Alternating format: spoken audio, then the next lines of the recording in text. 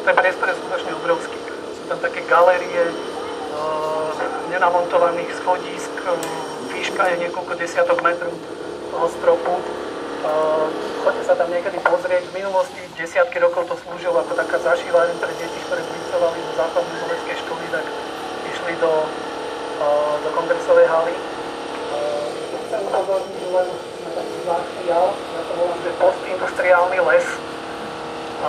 Je to najlepšie o Slovensku, vám lesníci hovoria, že keď nebudú sadiť stromy, tak Slovensku bude púšť a všetko zožerú vykožľúd a podobne.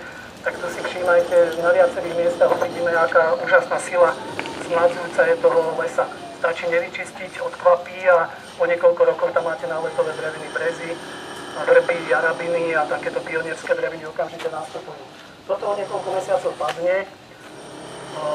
Čo nepadne, tak to je štvrť kolónia, na ktorej kraj stojíme. Kolónia v minulosti nebola vnímaná ako súčasť mesta. Medzi poľskými strojárňami a medzi mestom existovala niekoľko v podstate kilometrov dlhá prielúka. A až po rozšírení kolónie a vybudovaní tejto štvrte, kde sú školy, sa strojárne prepojili s mestom Považská Bystrica.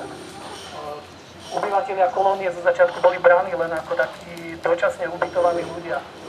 Avšak v súčasnosti je to jedna z najkrajších štvrtí Považskej Bystrice. V súčasnosti už nikde nenájdete snáď okrem Lánskej tak veľkoryso rozvrhnuté priestory zelene a nízkopodlažných tehlových domov. Je to možno to najlepšie, čo z 50. rokov, aj keď toto tak 40. 50. roky môže byť, asi to najlepšie, čo z 50. rokov u nás v architektúre zostalo. Myslím, že v Ilave alebo v Novej Dubnici niečo také vyhlásili aj za mestskú pamiatkovú rezerváciu. Tí z vás, ktorí zbierate kuriozity, tam sú slnečné hodiny v tomto parčíku, ktoré vymyslel, vypočítal učiteľ z Považsko-Bystrického gymnázia Báky, astronomický krúžok, ktorým pomenovaný doteraz funguje. Sú to dosť také unikátne slnečné hodiny zvláštneho typu.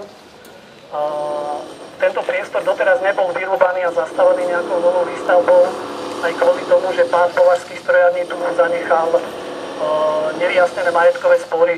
Takže tie pozemky vlastne patria ministerstvu hospodárstva, takže ich mesto nemôže predať, aj keby ich predať možno chcelo. Boli už také pokusy odkúpiť a postaviť tu nejakú peknú bytovečku, však je to dobré miesto. Ale práve vďaka tomu, že tie pozemky vlastne nepatria mestu, ale rôznym spôsobom boli porozpredávané, tak mnohé z tých medziblokov zostali zachované.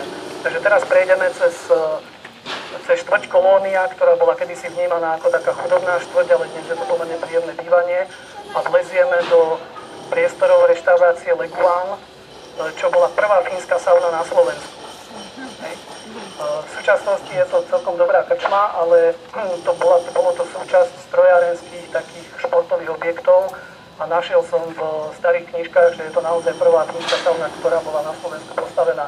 To vysvetľuje takú kruhovú dispozíciu, to bol bazén. Ale keď pôjdete do reštaurácie, tak si poviete, že toto nejaký šikovný návrh robil takú rotundovú reštauráciu, ale v skutočnosti to bola sauna. Takže pokračujem tak ďalej.